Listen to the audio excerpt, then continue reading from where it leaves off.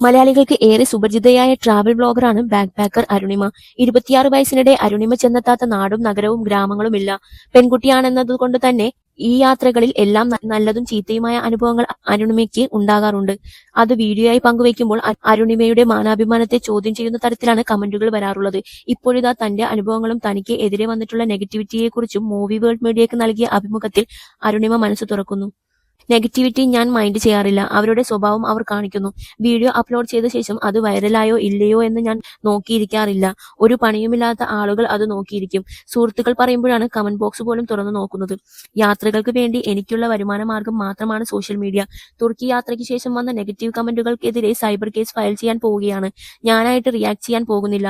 ഞാൻ യാത്രകൾ ചെയ്യുന്നത് കൊണ്ട് മാത്രമാണ് എനിക്ക് മോശം അനുഭവം ഉണ്ടാവുന്നതെന്ന് ഞാൻ പറഞ്ഞു കേൾക്കാറുണ്ട്.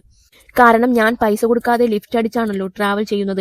ഹിച്ചേക്കിംഗ് ഒരു യാത്രാ രീതിയാണ്. ഫ്രീ ആയിട്ട് എന്തിനാണ് വണ്ടികളിൽ കയറുന്നത്? പബ്ലിക് ട്രാൻസ്പോർട്ട് ഉപയോഗിക്കൂ എന്ന് പലരും കമന്റ് കുറിച്ചു കണ്ടു. KSRTCയിൽ യാത്ര ചെയ്യുന്ന സ്ത്രീകൾക്കും മോശം അനുഭവം ഉണ്ടാകാറുണ്ട്. അതേക്കുറിച്ച് ഈ കമന്റ് ഇടുന്നവർക്ക് എന്താണ് പറയാനുള്ളത്? അതൊരു വാല്യുബിൾ പോയിന്റ് അല്ലേ? തംബ്നെയിലിന് വേണ്ടി ഒന്നും ഞാൻ ചെയ്യാറില്ല. റിലേറ്റബിൾ കണ്ടന്റ് ഫുൾ വീഡിയോയിൽ ഉണ്ടാകും. ഞാൻ കണ്ടന്റ് ക്രിയേറ്റർ അല്ല, ട്രാവലർ ആണ്. ഞാൻ സ്വകാര്യ ഭാഗം കാണിച്ച് വശീകരിക്കാൻ ശ്രമിക്കാറില്ലെന്നും അരുണിമ പറഞ്ഞു.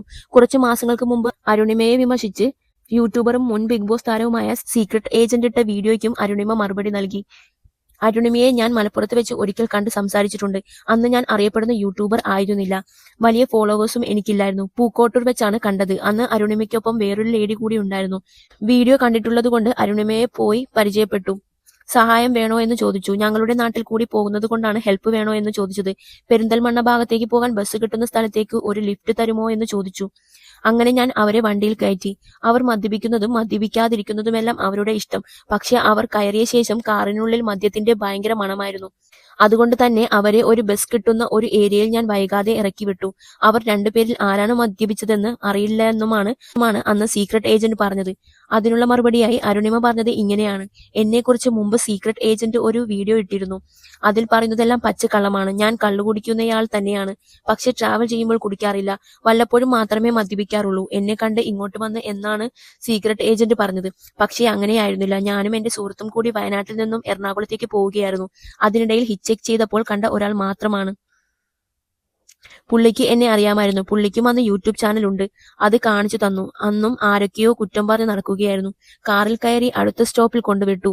ഈ വീഡിയോ സീക്രട്ട് ഏജന്റ് ഇട്ടപ്പോൾ ഞാൻ മെക്സിക്കോയിലായിരുന്നു. അതുകൊണ്ട് അന്ന് പ്രതികരിക്കാൻ പറ്റില്ലെന്നുമാണ് അരുണിമ പറഞ്ഞത്.